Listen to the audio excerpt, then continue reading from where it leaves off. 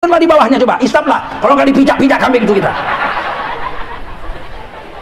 Tapi hari ini kita nggak yakin, kita memecahkan masalah tidak lewat agama. Hari ini kita pecahkan masalah lewat cara dunia, cara Yahudi lagi. Indonesia susah menyelesaikannya, utang pakai riba. Baru kemarin malam, saya baca tadi malam, Menteri Keuangan Republik Indonesia Sri Mulyani mendapatkan bantuan hutang dari Australia 15 triliun. Utang kok bantuan, udahlah utang wajib dibayar pakai bunga lagi, ya enggak? Itu bantuan apa mencekik? Kok bodoh ya dokter S3 nggak tahu dia utang itu mencekik, dibilangnya bantuan karena nggak yakin dengan agama. Betul? Nggak ngerti saya. Kalau kalian nggak berubah, pemilu 2024 kalian nggak pilih orang-orang soleh, partai-partai Islam, jangan salahkan kami para ustadz, para ulama. Kalau hidup anak cucu kalian tambah melarat 5 tahun lagi, karena cara pemecahannya bukan cara agama. Ini mau jual minuman keras, ya nggak? 5 triliun, berapa lah duit segitu? Diharapkan seluruh Indonesia mau berdagang minuman keras 5 triliun, rusaknya bisa 5.000 triliun. Nanti jangan-jangan ada rumah pelacuran di sini, diresmikan bupati. Bismillahirrahmanirrahim. Dengan membacakan Bismillah saya resmikan rumah pelacuran Al Barokah. Ya kalau udah boleh resmi, betul nggak? Alangkah rusaknya negeri ini kalau nggak kembali kepada agama. Betul? Betul? Mau? Nggak mau sama agama. Tidak ada jalan lain kembali pada agama, dan dijamin oleh Allah. Orang-orang yang bersusah payah di jalan kami, pasti kami Allah akan menunjuki kepada mereka dengan pasti banyak jalan-jalan menuju keridhaan kami. Dan ayat ini ujungnya paling manis, wa innallaha lama'al muhsinin, dan sesungguhnya Allah pasti bersama dengan orang-orang yang berbuat kebajikan, orang-orang yang muhsin, orang-orang yang berbuat ihsan. Pasti Allah bersamanya. Jadi kalau kita mau diridai Allah, pilih jalan agama. Kata Allah, ini ihsan ya, ihsan itu baik ya. Wa qadha rabbuka alla ta'budu illa iyyah, dan diwajibkan Allah atas kamu untuk menyembah Allah saja, tak boleh sembah yang lain. Setuju? La ilaha illallah, ucap semua. Wa bil walidaini ihsana. Ini kata Allah gini, dan kepada kedua ibu bapak wajiblah berbuat ihsan, berbuat baik. Apakah ihsan? Kalau saya ada uang beli rumah tipe 54, kemudian bapak ibu saya miskin nggak punya rumah, saya belikan rumah tipe 54, saya belum berbuat ihsan. Loh, mestinya rumah saya tipe 54, rumah ibu bapak saya tipe 70, itu baru namanya berbuat ihsan. Kalau samanya belum ihsan. Sebab nanti rumah kita 54 itu ditinggali istri kita, betul? Sedangkan ibu kita tipe 54 juga, sama kita bikin sama ibu sama istri, tidak ihsan. Laki-laki, mana laki-laki? Laki-laki kalian, laki-laki, jangan kalian lebihkan istri kalian lebih dari ibu kalian, nggak ihsan kalian. Allah memberi wasiat kepada kita, kalau saya mati, istri saya dapat warisan dari saya 1/8. Berapa? Yang kuat kalian bilang berapa? Nah, jangan kalian raup semua. Hak kalian 1/8-nya. Tapi ibu saya diperintahkan Allah wajib mendapatkan 1/6 dari harta warisan saya. Paham? Berarti Allah melebihkan ibu daripada istri. Kalau saya pulang ke rumah, bekerja seharian dari pagi sampai sore, dapatlah upah sebungkus nasi padang, saya bawa pulang. Sampai di rumah, saya kasih istri saya, makanlah kami, istri anak saya makan, taruh dalam talam, makan nasi bungkus, 1 bungkus untuk istri bagi untuk anak dengan saya. Satu hari saya pulang bawa nasi bungkus. Sampai di rumah saya mau kasih istri, ada ibu saya di situ. Ibu Umi, iya nak, datang Umi, baru aja nak. Masya Allah Umi. Jangan tanya, udah makan? Jangan. Umi udah makan kan? Nah, jangan. Kapan pulang? Aduh, baru datang Umi sudah ditanya. Jangan, kasihkan nasi bungkus itu sama Umi. Masya Allah Umi datang ya Umi ya. Ini nasi bungkus Umi, makanlah. Kalau nasi bungkus itu saya kasih sama istri, saya dicatat oleh malaikat Tengku Zulkarnain, anak durhaka. Dan anak durhaka kekal dalam neraka selama-lamanya, kecuali ibunya memaafkan salahnya. Paham? Kasih nasi bungkus itu sama ibu. Umi, ini nasi bungkus, makanlah Umi. Sisa Umi saya, baru istri saya makan. Paham? Kok kemarin? Paham? Nah, kalian ini kadang-kadang susah kalian. Mertua kalian anggap saingan. Banyak perempuan sekarang mertuanya dianggapnya seperti madunya. Enggak di sini, sana. Kalau di sini sama aja. Lagi menyapu halaman dia. Turun dari sudako ibu mertuanya. Lagi senyum-senyum, nyanyi-nyanyi. Aku masih seperti yang dulu.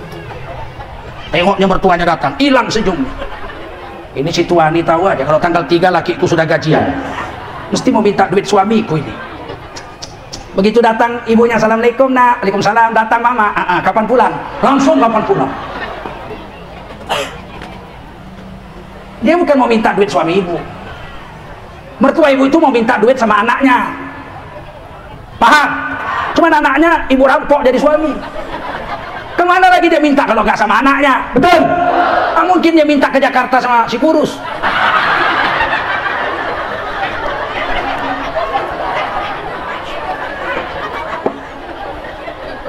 Udahlah mama, masuk mak. Masuk. Tak ada manisnya wajah. Mamanya udah umur 80 tahun. Bukannya diservisnya, dimasakannya teri sama kacang. Setengah jam diisap aja mertuanya. Begitulah banyak istri sekarang. Kalau kalian kejam sama mertua, nggak lama, nggak nunggu neraka akhirat, nggak nunggu. 20 tahun kemudian menantu kalian akan lebih kejam 2 kali lipat sama kalian daripada kalian kejam sama mertua.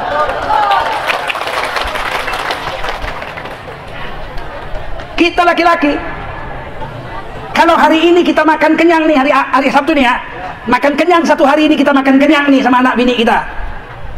Tapi di kampung sana, bapak ibu kita hari ini lapar karena nggak ada uang beli makanan. Kita laki-laki ini, anaknya dicatat anak durhaka di sisi Allah Subhanahu wa taala.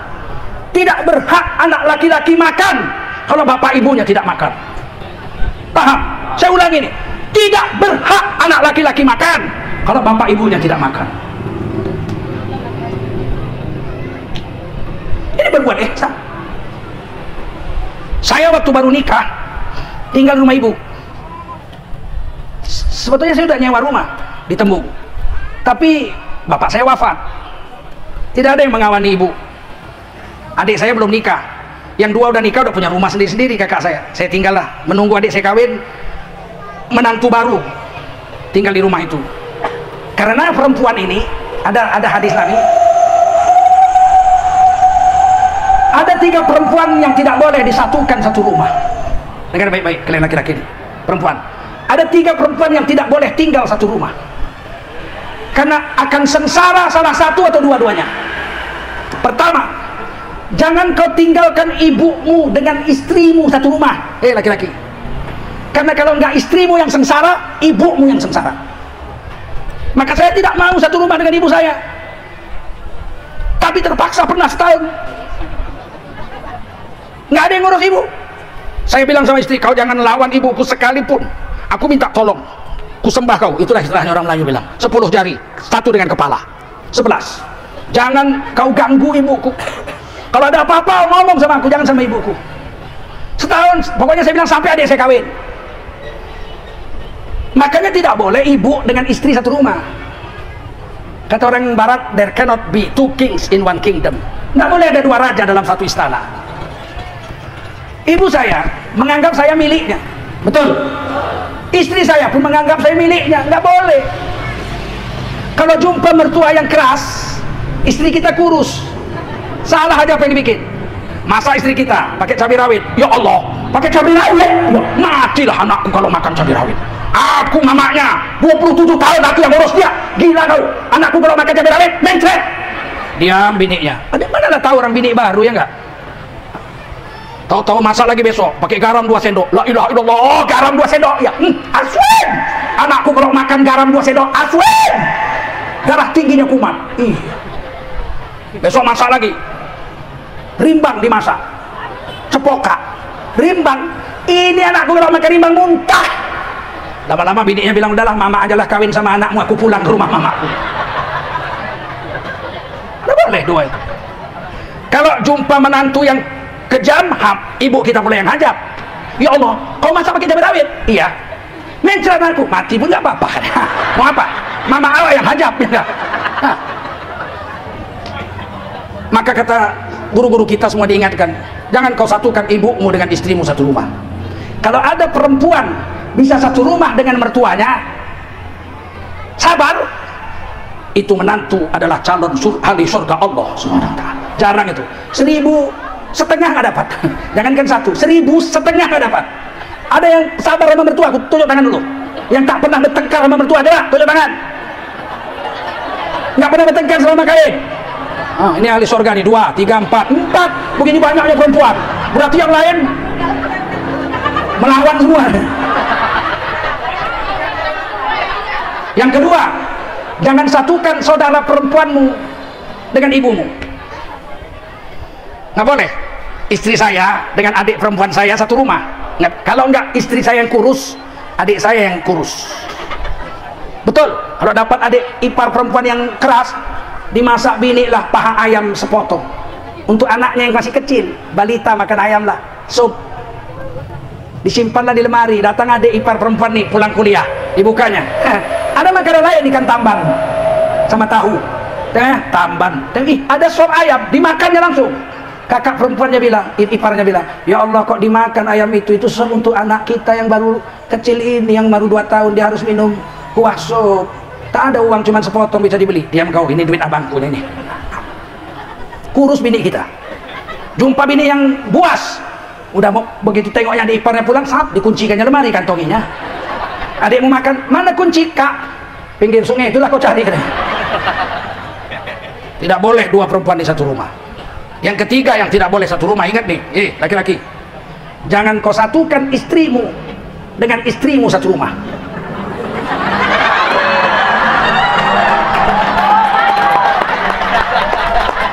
Ya, itu dua-dua mati.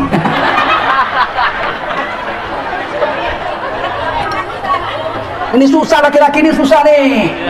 Laki-laki ini asal udah kaya sedikit aja pasti jelas ikhlas. Enggak orang awam, enggak ustad. Apa kabar ustad? Alhamdulillah. Ya, kenapa ustad?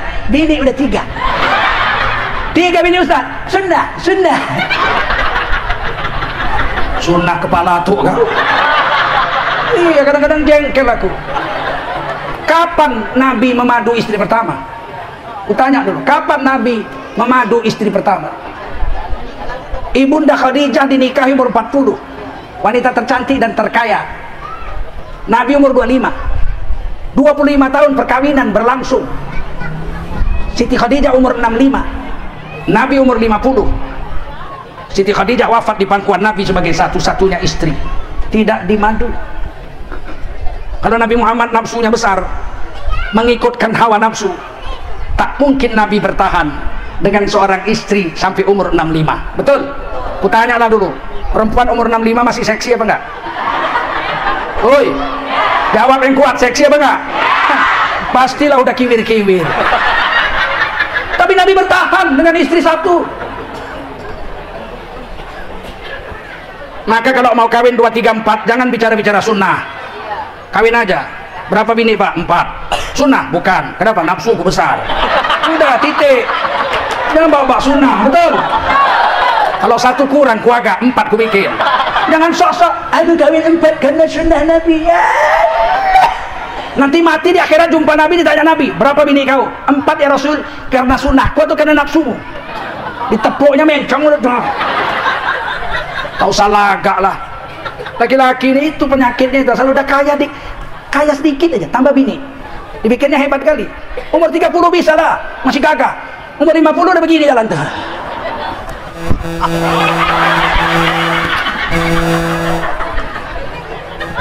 Kenapa Wak kok begitu jalan Wak? Wak orang terlalu congok ah.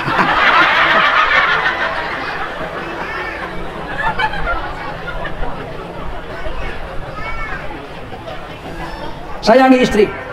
Kata Nabi, khairukum li ahlihi. Laki-laki terbaik adalah yang paling baik terhadap istrinya. Wa ana khairukum li ahli. Dari semua laki-laki sedunia, akulah Rasulullah yang paling baik terhadap istriku. Paham? Hunna libasul lakum, istrimu itu pakaianmu, hai laki-laki. Wa antum libasul lahun, dan kamu adalah pakaian istrimu. Elok-elok dijaga baju awak supaya nggak terhina awak.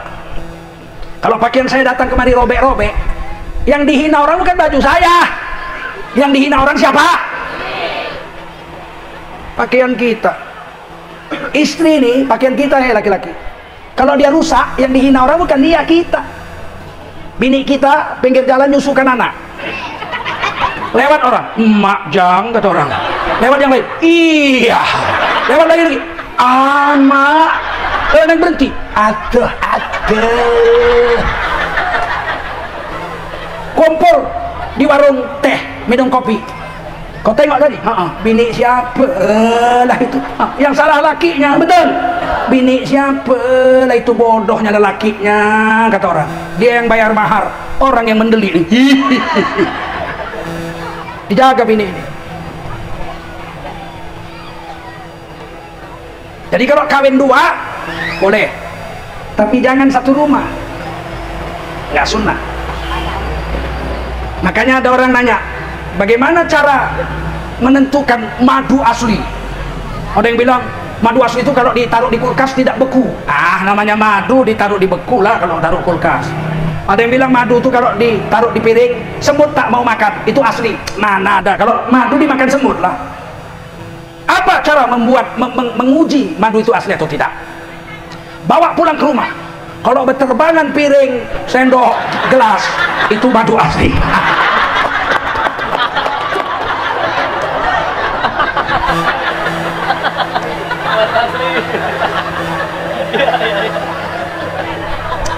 Saya bilang sama istri saya, satu hari hujan gerimis, ibu saya memandang ke jendela, banyak bunga-bunganya. Dia banyak menanam bunga mawar, melati. Dia urus sendiri ibu saya itu. Dia lihat berbunga musim hujan. Saya dari kamar keluar, saya panggil istri saya, sini dek. Apa bang? Siapa perempuan itu? Yang mana? Itu yang lihat bunga itu. Mana? Itu yang sedang memandang bunga di halaman itu. Kata saya, Umi. Umi? Iya, Umi siapa? Umi apa? Umi saya, saya bilang. Iya, Umi apa? Umi saya. Iya. Saya pesan kepadamu, dek, satu pesan. Jangan kau bertengkar sama dia. Kalau sekali kau bertengkar sama umiku itu, sempat umiku marah, dia bilang, Naim, kau pilih binimu atau kau pilih aku nak? Pasti ku pilih ibuku, kau ku tinggal. Pucat istri saya. Pucat, gemetar dia. Abang nggak sayang sama awak? Ku bilang, beribu-ribu bunga di taman, hanya setangkai bunga idaman. Tapi ingat, jangan bertengkar dengan umiku. Sebab Allah meletakkan umi setelah Allah. Setelah menyembah Allah, berbuat baik sama ibu, nggak bisa kau sayangi ibuku. Sabar. Alhamdulillah, setahun adik saya kawin, kami pindah buat rumah kami di tempat dekat-dekat lah, nggak jauh dari situ. Sampai ibu saya wafat, tak pernah sekalipun istri saya bertengkar sama ibu. Kadang-kadang ibu saya salah, tahu saya ibu saya salah, marah-marah ibu saya sama istri saya lihat gitu, dimarah-marahin. Istri saya bilang, iya umi, maaf umi. Padahal saya tahu ibu saya yang salah. Saya tunggu aja, saya biarin aja. Iya umi, maaf umi, maaf. Ya udah, pergi kau. Pergi ibu saya istri saya ke kamar, saya ikuti. Diambilnya, dibukanya lemari, diambilnya anduk, ditutupkannya ke mukanya, menjerit dia sekuat-kuatnya. Supaya jangan dengar, saya peluk dari belakang. Sabar sayang, itu ibu saya. Tak lamanya hidupnya. Sabar. Sabar. Kalau kau sabar, aku akan berbuat baik kepadamu seumur hidupku. Ibu saya wafat 98 bulan Ramadan Dan sampai sekarang saya tidak kawin lagi. Padahal banyak yang minta. Namanya ustadz, ya enggak? Ada yang bilang sama saya, bang, kawini saya bang, saya orang kaya, rumah saya besar, kebun saya banyak, kawini saya cuma mau abang jadi imam saja bang ustadz. Tak usah cari makan, saya yang kasih makan abang. Ku tengok mukanya, ku bilang apa? Tak ada harapan. Kenapa? Masih hidup yang sana. Kalau dia masih hidup, kau tak ada harapan. Meskipun solehah aku, biarpun kau solehah, nggak ada harapan. Sebab istriku itu pernah berkorban perasaan jiwa dan raga dengan ibuku. Macam mana aku balas itu? Perkawinan kami sudah jalan 27 tahun lebih, hampir 28 tahun. Setiap hari perkawinan saya selalu ingat. Hari lahir sering lupa, hari ulang tahun saya sering lupa. Kalau nggak diingatkan nggak ingat. Tapi kalau hari perkawinan dengan istri saya ingat. Saya selalu beri hadiah khusus hari perkawinan, kadang-kadang peyek. Hadiah khusus kan begitu. Kadang-kadang pecal. Istri saya tidak mau emas, tidak punya emas, tidak pernah pakai bedak. Perkawinan saya bawa lah tempat tidur, meja hias, Quran sebagai mahar. Saya ingat betul 500.000 nya biaya kami kawin. Dibelikanlah bedak kamai. Bedak kamai 5.000 rupiah sama lipstik segala macam. Sampai berjamur bedak itu tak dipakai loh. Istri saya nggak pernah pakai bedak, nggak pernah pakai lipstik seumur hidupnya. Memang nggak suka pun saya. Tapi masya Allah, sakit pun saya diurusnya. Saya pernah dikirimi racun, setahun harus makan bubur. Bubur itu harus di blender lagi. Aduh, lebih parah dari muntah kucing. Setahun 2 jam sekali, 3 jam sekali disuap. Ku pejam aja mata, saking giginya. Sabar kali, setahun sembuh, udah bisa makan nasi. Aku bilang, aduh, kalau beginilah baiknya bini, masih di madu juga. Memang jahanam lelaki. Ulang tahun ke-27 perkawinan saya di Padang, nggak bisa pulang, sedang dakwah.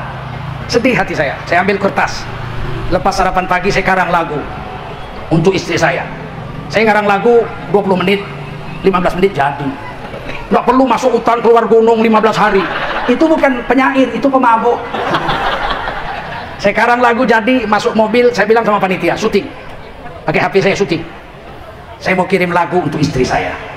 Ulang tahun perkawinan ke-27, ke-28 belum? Mau dengar? Dengar baik-baik, biar ribut-ribut. 27 tahun kita telah bersama, harungi samudra kehidupan. Kadang ada suka, kadang ada duka, bunga hidup berumah tangga. Maafkan bila ku terlanjur, maafkan bila banyak murka, maafkan bila banyak hak tak tertunaikan. Daku hanya manusia, tak luput dari noda, namun cintaku tulus kepadamu.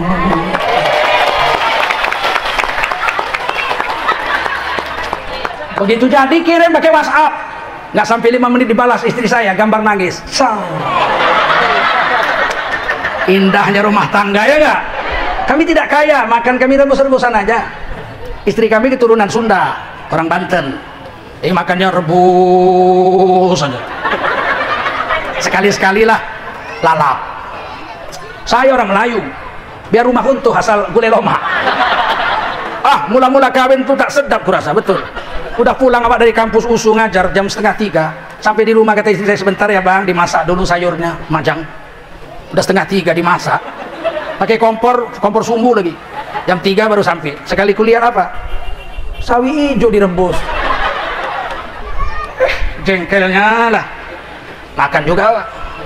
Besok itu lagi, yang lain lagi. Aku bilang, ini makanan kambing, ini dulu. Dibantinya nangis, kami makan sepiring berdua. Makanan kambing, dia bilang. Nangis dia, entah apa lah dibikinnya, entah di doanya malam, entah di ludahinya. Sayur tuh. Besok-besok rebus sawi hijau. Udah saking jengkelnya aku makan aja lah. Rupanya enak betul. Manis, segar. Satu rebusan tuh habis semua saya makan. Terdiam istri saya, enak bang. Ya Allah, enak betul. Ini makanan kambing bang. Enggak, ini memang enak betul ini. besok masak lagi tak apalah. Kurasa tali ludahinya putus. Tadi kasihnya keringat ketiaknya. Tak tahulah aku enak kali kurasa. Sejak itu kami memang makan rebus-rebus. Nah, hilang kebiasaan makan gulai lemak itu. 27 tahun kawin sama-sama.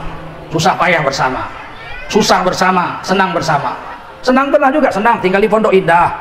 Oh, mak bukan kaleng-kaleng. Direktur utama ini, tentukan ini direktur utama. Disuruhnya, bang kawin lagi lah bang, katanya. Sunnah, bodoh juga gini-gini. Bilang tak sunnah kawin lagi. Tahu tak? Satu aja cukup. Satu aja hajab ya. Nah, itu Rasulullah buat sama istri. Baik-baik sama istri supaya kamu jadi laki-laki terbaik. Orang yang rajin tahajud, laki-laki baik, tapi bukan terbaik. Laki-laki yang rajin puasa Senin Kemis, laki-laki baik, tapi bukan terbaik. Laki-laki yang rajin sedekah, laki-laki baik, tapi bukan yang terbaik. Siapa laki-laki terbaik? Khairukum li ahlihi. Laki-laki terbaik adalah yang paling baik terhadap istrinya. Nabi itu manggil istri itu bukan namanya. Ibunda Khadijah dipanggil Habibi, kekasihku. Ya Habibi, Habibah, ya Habibi, alangkah manisnya. Coba kalau kita panggil istri kita, sayang, pulang kita sayang, alangkah bangganya istri saya itu. Woi, buah hati, balik kita, umat bangganya dia. Betul? Ini manggil bini, woi, buka pintu, woi, woi, datang tamu, woi, bikin kopi, woi, dua, woi, yang banyak gulanya, woi. Untung bininya nggak nyaut, gula habis, woi, beli dulu, woi. Kenapa mesti manggil woi? Panggil sayang, nama yang buka pintu, yang bikin kopi, yang dan enak. Orang Barat, Inggris, Amerika, kafir mayoritas, tapi manggil bininya kayak Rasulullah.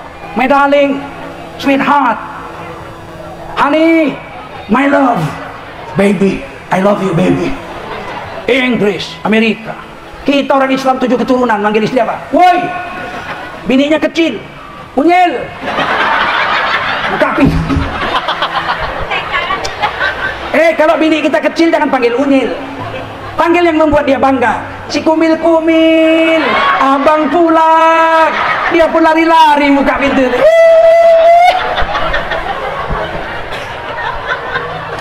Itu pakaianmu itu, betul?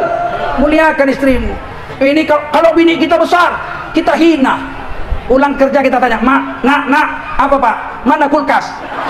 Di sebelah bapak itu, bukan ini, kulkas yang bisa jalan-jalan. Mana ada? Mamamu.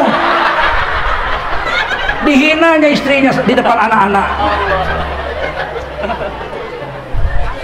Kalau manggil Siti Aisyah radhiyallahu anha Nabi, bukan dipanggil ya Aisyah, ya Humairah, wahai si pipi merah, wahai si pipi merah. Kan bangga. Coba kita mau pulang, istri kita lagi ngaji, kita bilang pipi merah, pulang kita sayang. Pura-pura gak dengar bini kita. Si pipi merah, pipi merah siapa? Abang, pulang kita sayang. Kan bangga dia. Ini tembem, pulang kita tembem. Ditanya kawannya, siapa tembem? Ya, 7 lubuk 9 kolam. Mana yang dalam belum ku tahu. Ku ceraikan yang buruk, dapat yang lombang. Mana betuah belum ku tahu. Jangan dihina istri-istri, itu pakaian kita, betul? Panggil dengan yang membangga. Jangan kita manggil sayang udah terlambat. Ada veteran perang RI, umur 82 tahun. Habis upacara bendera, jumpa kawan yang umur 78. Dia tanya, tinggal kau lah yang hidup? Iyalah bang, aku aja lah, yang lain udah game semua bang.